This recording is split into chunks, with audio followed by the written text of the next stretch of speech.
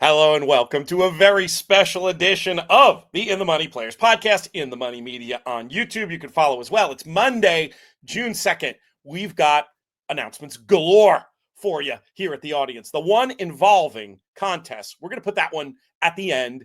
We're going to talk a little bit more about contests before that. But first and foremost, we lead with the lead, which is it's confirmed. Journalism going to be heading to this year's Belmont Stakes. The man sitting in the seat, he's producing now. I see he's hitting buttons. He's doing all kinds of things. We're going to get to him in a minute. But share with me your emotions upon getting this official news that we are going to get journalism versus sovereignty in this year's Belmont Stakes at Saratoga. Yeah, I mean, I think it's been a roller coaster of emotions since the Derby, right? It's like sovereignty wins, then there's the quick announcement that he won't be running in the Preakness, which obviously leads to some disappointment. And then you get journalism who is going to run, which is some excitement. Then you get journalism in trouble at the 8th pole, which is some disappointment. Then some excitement with him winning. And then the lead up to this to know that we're going to have a chance to get that rubber match between the two, the Derby winner, the Preakness winner, showing up in the Belmont Stakes. His work the other day, if I can tell it was good, it was good. Michael McCarthy very quickly after told me, responded to my request for dinner on Tuesday night, which is when I knew that the official request the horse was going to run, announcement the horse was going to run was coming right after. So it's going to be a lot of fun on Saturday. Where's my dinner invite, JK? I'm not going to be in town, but I just want to be invited. Well, I knew you weren't going to be there. We are going to talk about some major personal contest news for you. I do want to shout out my friends at the Buffalo Bisons, Anthony Sprague and the team up there, second year in a row. Perrin and I had a fantastic weekend at Solon Field. What a great place to watch baseball. We checked out Star Wars Night. It was awesome. Thanks so much to Anthony and the team up there. But while I was doing that, my phone was blowing up. I'm in the suite. I'm trying to have, family time. I've been being real good lately. I keep the phone away a lot. If I've been slower in getting back to messages, etc., that's been a very conscious effort on my part to try to plug back into the real world. But once in a while, when it dings, 86 times in an hour, I do have to take a look. And, of course, I look with dread. I'm like, oh, God, what happened now? What fire am I going to have to deal with the company, or what bad news happened? It wasn't bad news this time. It was messages from people throughout our horse player family saying Jonathan Kinchin has won the Pick Your Prize contest at Monmouth. Several of those messages were from you, JK. Thank you for wanting to include me in that fun moment of victory. What has gotten into you? You've been pretty quiet. I'm not going to lie. Pretty quiet on the contest front these last few years, even, I'll say. Now, partying like it's 2015 when you were the Tour champion, 4th in the Kentucky Derby contest. You backed that up with a win in one of the biggest contests there is, Mama's Pick Your Prize. How did it all go down? Yeah, I mean, I love playing in the Pick Your Prize in general. Obviously, I took a little bit of a break because it's so top heavy for those who are dying to stay in a really bad hotel in Las Vegas. And I just basically have found it to not really be worth it. But I felt like, well, first of all, I was going to be there working. I was on air. So I was like, well, I'm here. I might as well play. I might as well participate. And if you can get into the top 8, you can still grab a BCBCC in cash and then, go on with it. To be 100% fair, my initial plan, the leader was at 8,300, something like that, going into the last couple of races. And I liked the race at Churchill. And I told myself, I'm going to just I'm going to try to pass whoever's in second.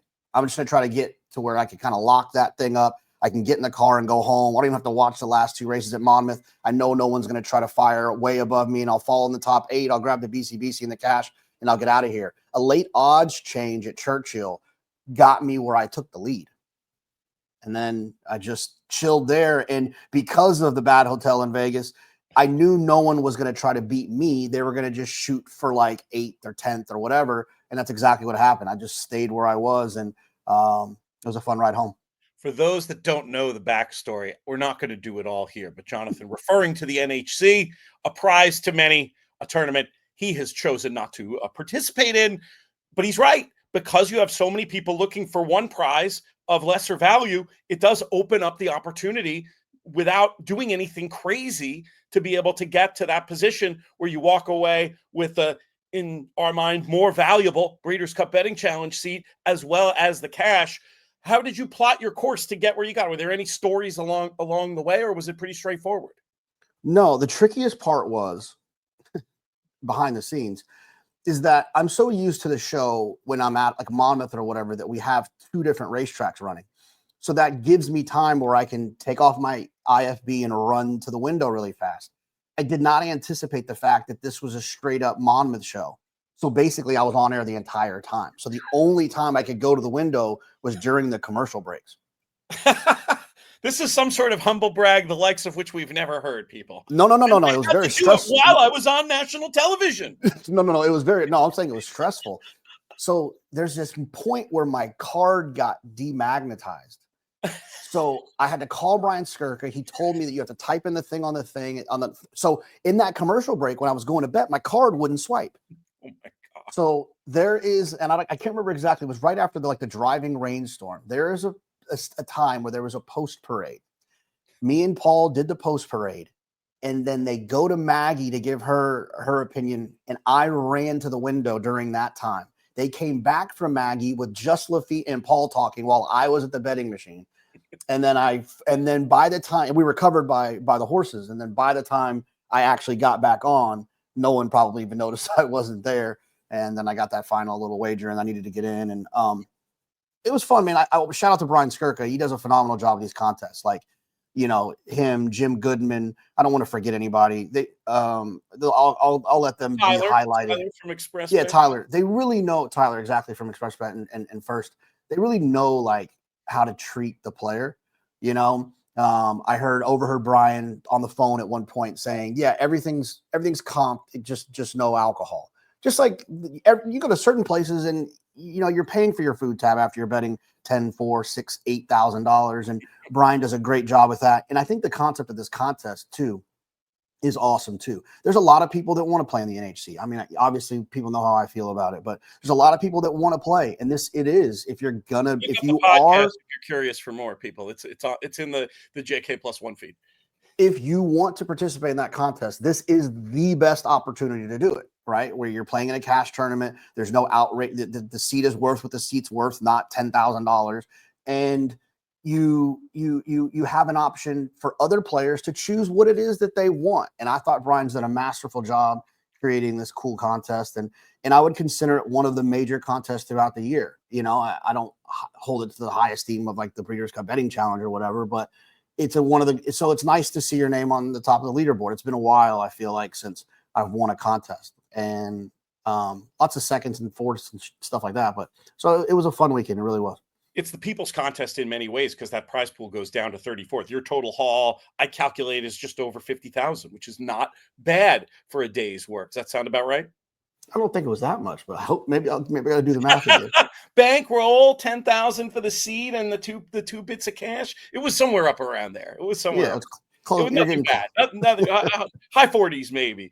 But while we're shouting out contest directors and people who do a great job, I do want to put in a word for our man Darren Zocali and the great work they're doing over at the new twinspires.com contest program as well. And as we're talking contests, we'll get to our other announcement. I've had a lot of people ask, what's going on with Horse Player Happy Hour? Are you guys going to do it again? And the answer is yes and no. No, in that it's rebranded. It's something a little bit different. We're not going to be doing Thursday live streams anymore. But what we are going to be doing starting this very week is weekly contests on Friday, as they were before. Feeders for the Saturday contest, the Saturday BCBC feeder over at horseplayers.com. And we're still giving away, you talk about a great deal, and you're not wrong about the Pick Your Prize contest. How about this? We're going to give away a Breeders' Cup Betting Challenge seat at no additional cost to players who participate in these feeders. And once again, the house cut for all these games, it's going to charity. So we've got a great way to do some good in the world, helping out horses. Give yourself an opportunity to have 2 chances to win your BCBC seat. One, the traditional route. You play in this feeder, you advance to the Saturday qualifier, you do well in there, you can get your BCBC seat. Or the top 4 finishers each week automatically qualify for the playoffs. We've simplified it. You just have to finish in the top 4 any week. That gets you into our playoff format where you can win another BCBC seat at no cost to players. JK, I know this is the kind of horse player friendly initiative we've talked about a lot since the formation of this company that you're all about. Absolutely. I mean, I think that there's anytime you can help, kind of chase that Chris Moneymaker moment that the World Series of Poker had, where you could start off at a lower dollar amount and build your way up to that life-changing score. These contests, I know that sometimes they take this, the $10,000 it's hard for a lot of people to part with. And it's hard for everyone to part with.